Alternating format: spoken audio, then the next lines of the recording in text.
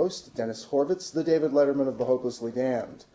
Tonight's show will feature a live presentation before a regular meeting of New York City Atheists, and it was done by Philip KITCHER, that is Professor Philip KITCHER, who is the John Dewey Professor of Philosophy at Columbia University. He's an eminent philosopher. He is the author of many books on science, literature, and music, including Abusing Science, The Case Against Creationism, The Lives to Come, The Genetic Revolution and Human Possibilities, Vaulting Ambition, Sociobiology, and the Quest for Human Knowledge, Science, Truth, and Democracy, and In Mendel's Mirror.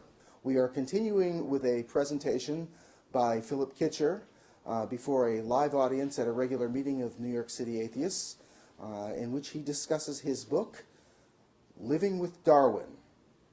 So please sit back and enjoy the show. Who are worried about their own lives, their children's lives, their communities, and so forth. And I think the challenge for humanists is to find institutions, and perhaps this group is one of those sorts of institutions, that will replace the community that the Christians, Muslims, Jews, other forms of religion would otherwise lose, and also to address seriously the question of what matters in human life if you take away the idea that we are specially created, we have a purpose that's given to us by a divine being. I think those questions can be answered, but I think we need a much more inclusive, a much more sensitive, and a much more elaborated version of secular humanism than we have. Dawkins seems to me, the equivalent of saying, you're feeling down. Your community is about to collapse. You're feeling your life doesn't matter. Read 2 pages of The Origin and you'll feel better in the morning. No, it's not going to work that way. We're not going to win the cause for secularism by shouting at people. The way to do it is, I think, to recognize that, we don't know everything about our cosmos. We know, I think, that all the religions that have ever been devised by human beings are almost certainly false. So I'm an atheist on that. But we don't know whether there's something that answers to the conception of the transcendent. We don't know whether we have even the remotest categories for that. So I think we should be agnostic about that. And I think, above all, we should be humane, and we should be seeking to respond to the needs of generated religion in the first place, rather than simply snatching it away. At the end of the book, I quote Marx's line that religion is the opium of the people. When most people read that, they think of people in opium dens using drugs recreationally. But Marx didn't mean it in that sense at all. He thought of it as medicinal, right? And you don't just take the medicine away and not provide any substitute. So that's what I think we should be working on. Thank you. What kind of questions do you get from evangelical groups, and how do you handle them? Oh, the standard question it begins in the following way. I'm a scientist and I'm also an evangelical Christian. And I can have it both ways. So can you please explain to me why I can't? Usually what happens is that I then do something which surprises the evangelical Christian. I'm nowhere near as good at Judaism and Islam. So if somebody were to try the same thing with Judaism and Islam, I would be able to do as good a job. But with Christianity, because I sang in church choirs for so many years, and because I've read so much stuff about the formation of the New Testament canon, about the history of Christianity, what I do is I run through some very salient facts about the history of Christianity. I say, look, you know that your New Testament has 4 Gospels in it. You also know that there are many, many, many, many other Gospels of which we have a partial selection. Let's take one of them, the Gospel of Thomas. Okay, that has many of the sayings which are most authentically attributed by scholars to Jesus in it. It seems to be drawing on the same fundamental source that both Matthew and Luke drew on, in addition to Mark, in writing their Gospels. And yet, it says, at one point, when the disciples come to Jesus and they say, "What are we to do, Master, when you leave us?" And Jesus says, "You are to go to James the Just, for whom heaven and earth came into being." And I point out that that's a radically different message than the one they get in the standard New Testament Gospels. And then I go on to point out to them the ways in which political and social forces have shaped the selection of the things that they believe are canonical and definitive about their religion. And I use many, many, many examples, and I quote lots of bits of the Gospels, and I talk about experiments on sort of religious experience, and I just keep hammering away for about 10 minutes, and then I say, once you realize this, you will understand that your belief doesn't come out of anything at all solid. You were brought up, you were conditioned, you were socialized in a particular environment that had a range of religious possibilities in it, and you found your way to one of these. But behind all that range of traditions, there stand these extremely chancy, contingent historical processes. And once you realize that, and you look at everybody else around the world, you cannot just stand there and say, "I got it right. Everybody else is primitive superstition." I mean, that may have been possible in the 19th century for the people who first started finding these confident Victorian Christian explorers who went to the Dark Continent and said, "Well, we will bring them the true religion, replace their primitive superstitions." It may have been possible then, but from the contemporary perspective, that seems to me just out and out, dogmatism, which we would never tolerate in any other area. Okay, all right. So there's a lady in red over here. If we can get the mic over to her, and then we can move it back around this table. I have two questions. Good. This is economical in terms of transferring the mic. One on Darwin and the other on religion. Was not Darwin also criticized because his theory of natural selection segued into racism and sexism? And on religion, while you give credit, which may be deserved, to religions for, I think the way you put it was to help the oppressed, shouldn't it also be acknowledged that their help for the oppressed was alleviation, not change of the condition, so that in the religions, all that I know of, there is a built-in assumption of class hierarchy as well as gender hierarchy, which is they are explicit as well as implicit, and should not that be recognized? I'll say something conciliatory about the second question immediately. Okay. The answer is, of course, the difficulties you point to with religion should be recognized and should. I mean, making a picture of religion is a complicated enterprise, and you have to identify the black bits as well as the white bits. Now I'll go back to the first question, and then I'm going to come back and give a more complicated answer to the second question. But, your point was forceful, and I wanted to acknowledge that. Okay, for the first question, Darwin was indeed criticized for being racist and for supporting things like social Darwinism, which is not, of course, his doctrine. It's other people's applications of his.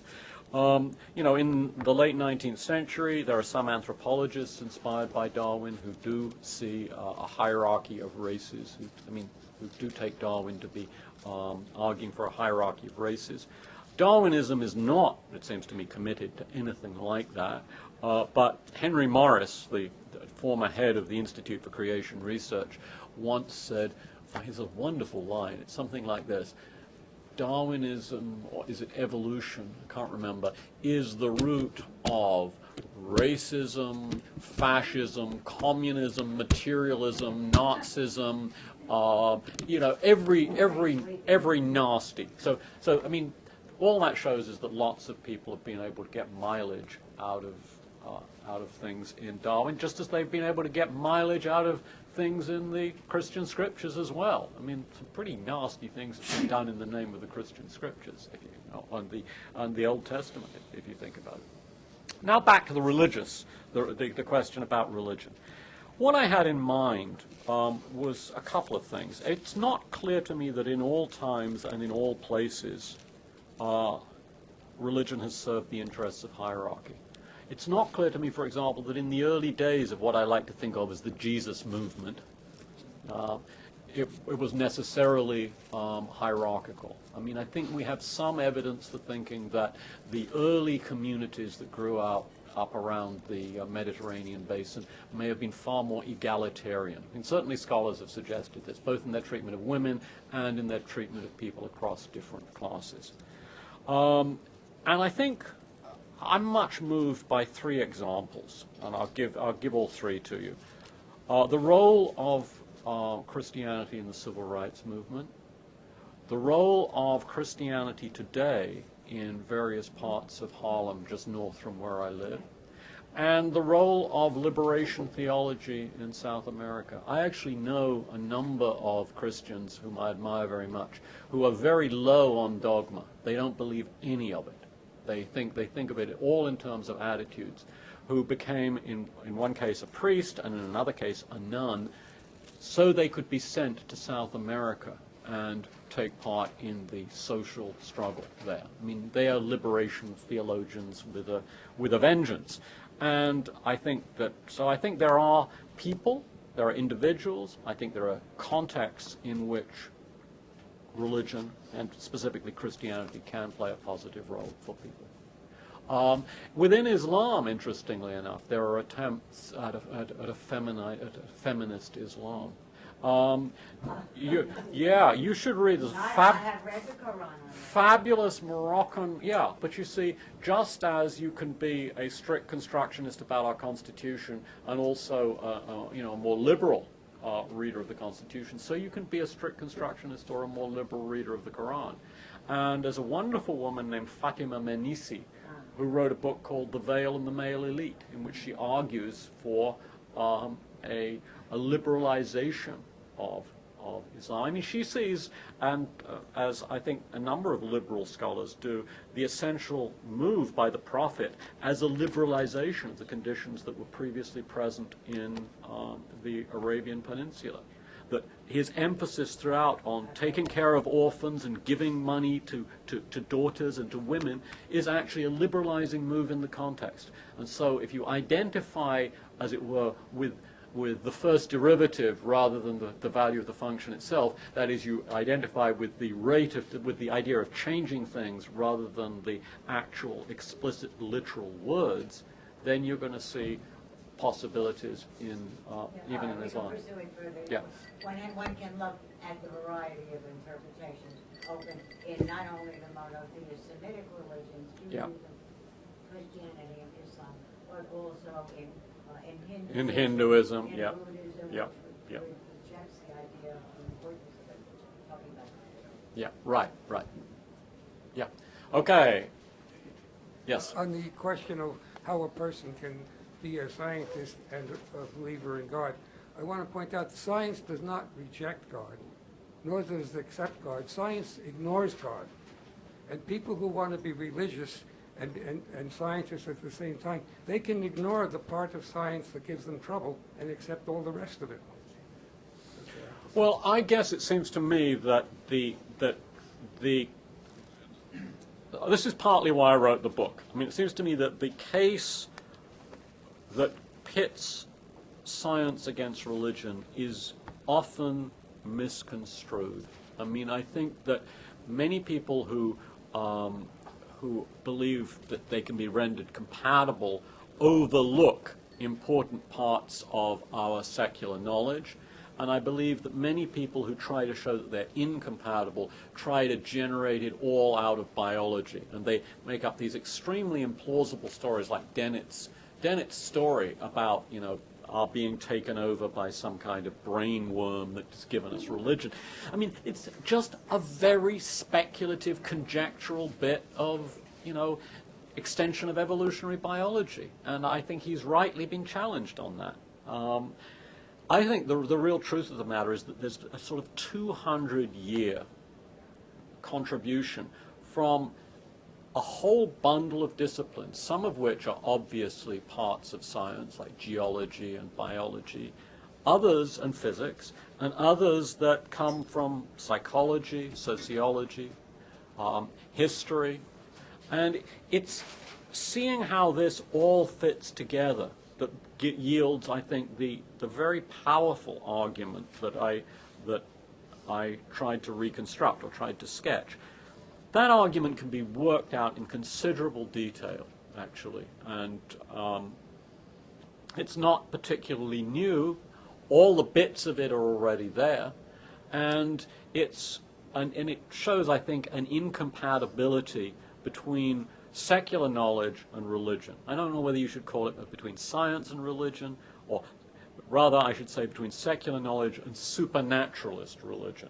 And once you're at that point, it seems to me you can't really make this move that scientists want to make of saying, well, I can just sort of, I can have both of these things. They're only doing it because they're not thinking in a properly rigorous way about the origins of their own religious beliefs. And it's Darwin we have to thank for, as it were, giving us the framework within which to pose that argument. Yeah, it's the lady in front and then the gentleman behind.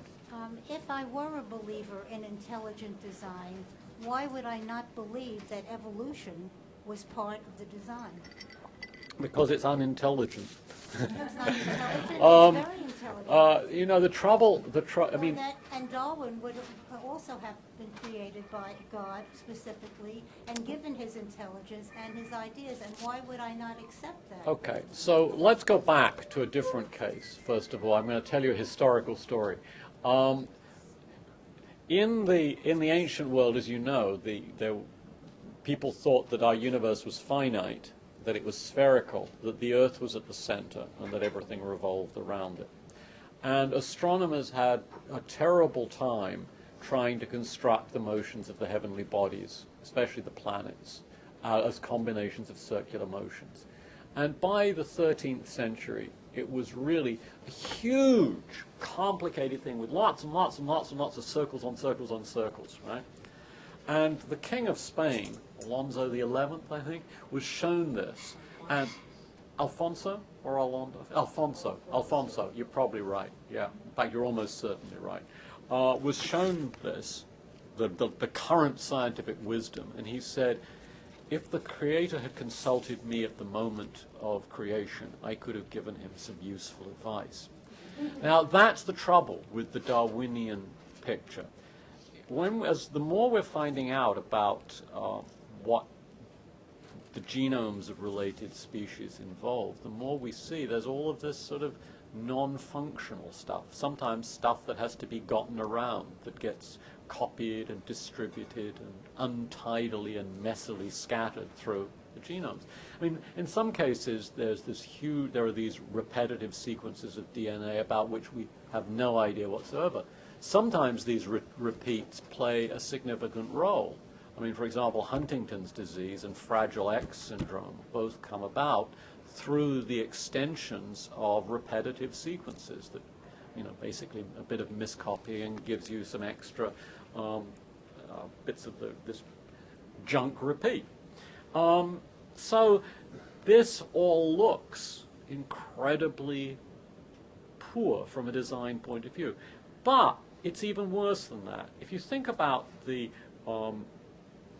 Creator's alleged purposes, if you've got one of these, we've got a standard kind of religious background, then, Creator's usually seen as perhaps not completely benevolent, but sort of nicer than not, rather, sort of on the side of the, as one might say, on the side of the angels. And yet, hundreds of millions of years, billions of organisms have suffered and died. Is there no way to do it more economically? It looks like terrible divine design flaws. Now, I said that evolution is dumb. What I meant by saying evolution is dumb is that it's not necessarily going to produce something that that is going to answer to the best design we could have if we were doing it from scratch. But evolution is also very smart. Francis Crick used to say, evolution is smarter than we are, which is why it's hard to figure out. Yet, hundreds of millions of years, billions of organisms have suffered and died.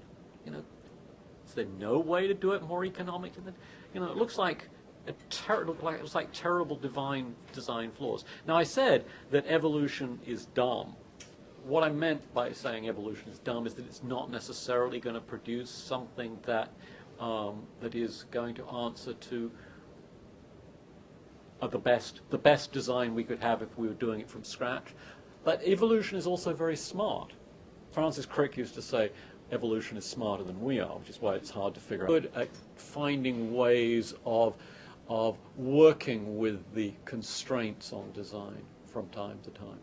And so you've got a picture of the history of life that is, I think, genuinely mixed. You can admire the neatness with which, given a certain inherited messy condition, organisms have managed to evolve to come to terms with it.